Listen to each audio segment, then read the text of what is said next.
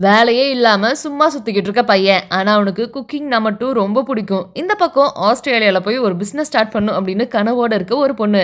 இவங்க 2 பேருக்கும் arrange marriage பண்ணி வைக்கலான்னு சொல்லி அவங்க ஃபேமிலி மெம்பர்ஸ் முடிவு பண்றாங்க. அதுக்காக ஒரு சின்ன மீட்டப்பும் ரெடி பண்றாங்க.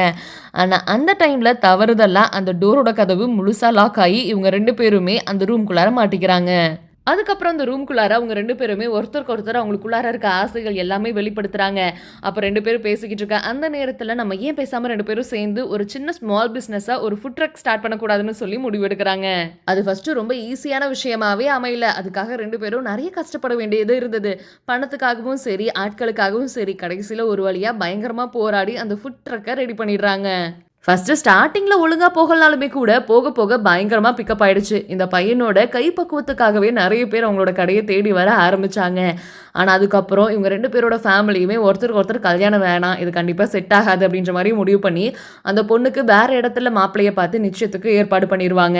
முதல்ல அந்த பையனுக்கு எந்த ஒரு ஃபீலிங்ஸுமே இல்ல. ஆனா நாட்கள் போக போக 2 பேருக்குள்ளாரையுமே ஒரு உணர்வு ஏற்படுது. 2 பேருமே ஒருத்தர் ஒருத்தர் உண்மையா லவ் பண்ணியிருக்கும் போல அப்படின்ற மாரி உணர்ந்து 2 பேருமே ஒண்ணு சேர்ந்துடுறாங்க. அதுக்கப்புறம் அந்த பிசினஸ இன்னும் டெவலப் பண்ணி இன்னும் பெரிய இடத்துக்கு போயிடுறாங்க.